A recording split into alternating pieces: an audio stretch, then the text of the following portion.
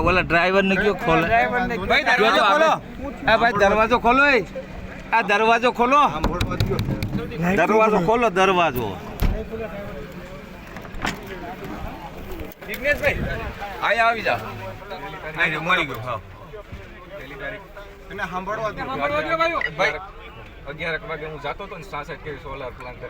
તો હું ત્યાં બાયપાસ રોડ છે ત્યાંથી ચાલી ગયો સરપંચ અચાનક 11 વાગે આવ્યા કે અત્યારે તું કેમ અહીંયા આટા મેસો ને આમને તેમને બોલા ચાલુ કરવા માંડ્યા હું શોપ ઉપર જાઉં છું મને જવા દો અત્યારે જે હોય તમે પછી વાત કરી તો એમ કે કેમ કરીને હું હાલવા માંડ્યો તો પાછળથી સીધી એને ધક્કો માર્યો તો હું સીધો પડી ગયો એટલે મને અહીંયા લાગ્યું નાકમાં લાગ્યું અને અહીંયા નેણા લાગ્યું પછી હું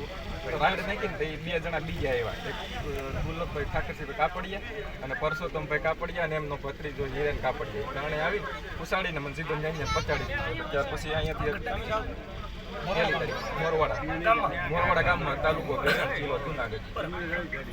ત્યાર પછી મને કોઈ હોશ અવાજ નથી 5-6 દિવસ જેવું શાંતિ ભેસાણ તાલુકામાં જુનાગઢમાં બધી જવાબ લેવાય બધું લખાયું હા બધું નિવેદન લેવા આવી ને ત્યારે બરોબર પોલીસે સર કોઈ કાર્યવાહી કરી કોઈ કાર્યવાહી પોલીસે કરી નથી લઈને લઈ જાય પહેલી વાર લઈ ગયા પછી બીજી વાર નિવેદન લેવા આવ્યા ને ત્યારે અમારે એને એ લોકોને એન્ટ્રી નાંગો છો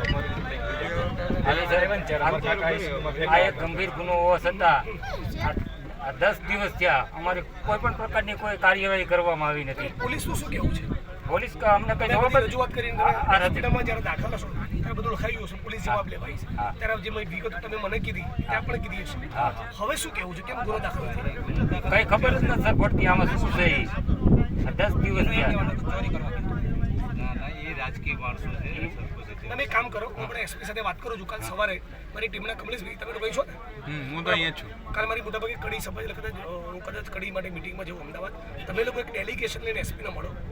અને બધી વિગતો લેખિતમાં મારા લેટર પર કોપી લખાવો એસપીના અહીંયા બંને સાથે વાત કરો ઓકે પછી ગુનો દાખલ ના કરે તો મને કહો